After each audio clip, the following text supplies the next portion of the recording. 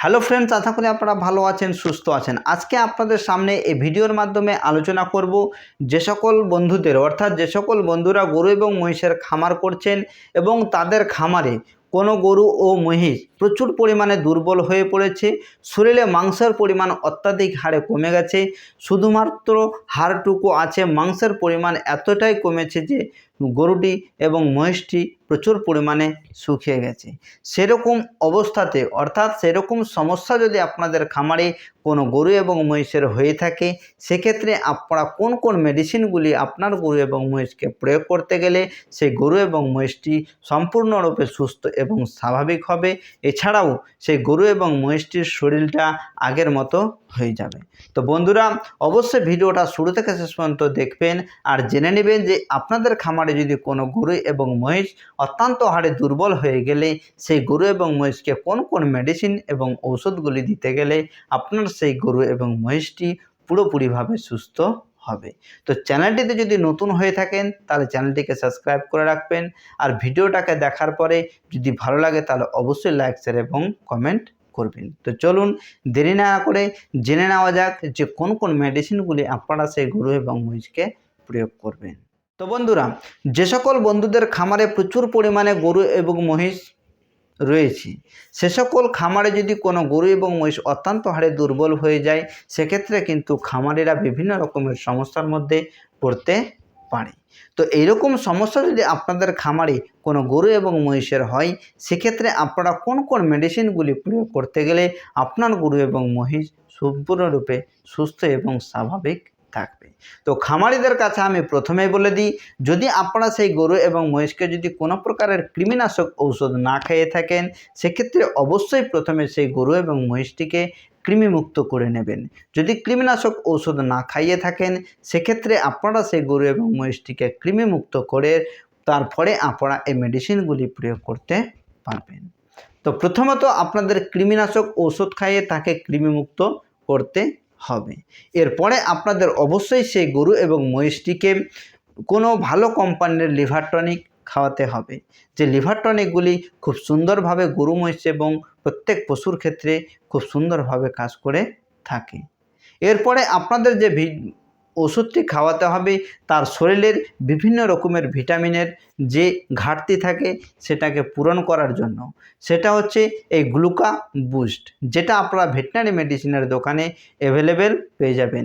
এই গ্লুকা বুস্ট আপনাদের অবশ্যই সেই ধরনের গরু এবং মহিষকে খাওয়াতে হবে যে সকল গরু এবং মহিষ অত্যন্ত হারে দুর্বল হয়ে পড়েছে, দিনের পর দিন শুকিয়ে গেছে, শরীরে কোনো প্রকারের এনার্জি আসছে না, বা ভালো করে খাবার খাচ্ছে না, বা বসে উঠতে পারছে না, রক্তের পরিমাণ অত্যন্ত হারে শরীরের মধ্যে কমে গেছে। সেই সকল সমস্যার ক্ষেত্রে সেই ধরনের গরু এবং মহিষকে আপনারা এই গ্লুকা বুস্টটি নির্দিষ্ট মাত্রা অনুযায়ী বেশ কিছুদিন খাওয়াতে হবে।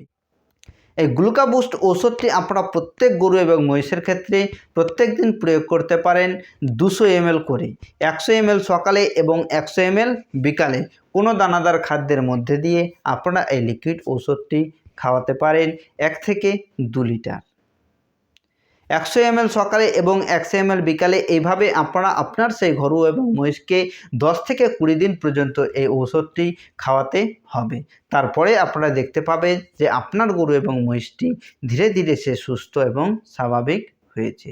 শুধুমাত্র এই গ্লুকা বুস্ট এবং লিভার টনিক খাওয়ালেই হবে না, এর সাথে অবশ্যই আপনাদের দুখানা ইঞ্জেকশন প্রয়োগ করতে হবে সেই গরু এবং মহিষকে। সেই ইঞ্জেকশনগুলির মধ্যে প্রথম যে ইঞ্জেকশনটি রয়েছে সেটা হলো এই ট্রাইভিভেট ইঞ্জেকশন। এই ট্রাইভিভেট ইঞ্জেকশনটি ভেটেরিনারি মেডিসিনের দোকানে আপনারা খুব সহজেই পেয়ে যাবেন। এই ইঞ্জেকশনটি হচ্ছে ইন্টাস কোম্পানির খুব সুন্দর একটা ইঞ্জেকশন। এই ইঞ্জেকশনটি বিভিন্ন রকমের সমস্যার সমাধান করে থাকে। যদি কোনো গরু মহিষের শরীরে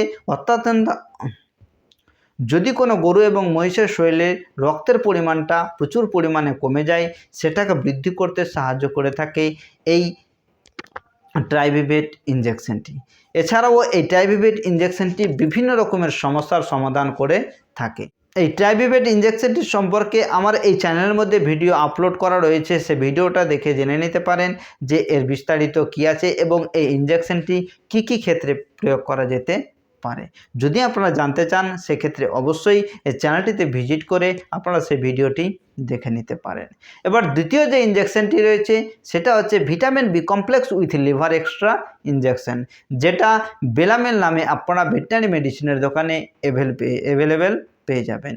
যদি আপনারা এই বেলামেল ইঞ্জেকশন না পান সেক্ষেত্রে আপনাদের নিয়ে আসতে হবে vitamin B complex with liver extra কম্পোজিশনের যে কোনো ব্র্যান্ডেড কোম্পানির একটি ইঞ্জেকশন। এই ইঞ্জেকশনটিও আপনারা আপনার সেই গরু এবং মহিষকে নির্দিষ্ট মাত্রা অনুযায়ী প্রয়োগ করতে হবে। এবার বলে দিই যে আপনাদের সামনে যে দুখানা ইঞ্জেকশনের কথা বললাম, এই ইঞ্জেকশনগুলি আপনারা গরু এবং মহিষের ক্ষেত্রে কত পরিমাণ ডোজ প্রয়োগ করবেন। এই ইঞ্জেকশনটি আপনারা প্রয়োগ করতে পারেন 10 KG body weight per 1 ml intramuscular route দিয়ে। এই বেলামেল ইঞ্জেকশনটি প্রয়োগ করতে হবে 10 KG body weight per 1 ml শুধুমাত্র ইন্টারমাস্কুলার রুট দিয়ে, অর্থাৎ মাংসপেশিতেই। এবং দ্বিতীয় যে ইঞ্জেকশনটি ছিল ট্রাইভিভেট ইঞ্জেকশন, এই ইঞ্জেকশনটিও আপনারা প্রয়োগ করতে পারেন 10 KG body weight per 1 ml intramuscular route দিয়ে এবং আইভি রুট দিয়ে। এই দুই প্রকার রুট দিয়ে এই ইঞ্জেকশনটি আপনারা প্রয়োগ করতে পারেন। বেলামেল এবং ট্রাইভিভেট এই ইঞ্জেকশন দুটি আপনাদের প্রয়োগ করতে হবে একদিন পরপর।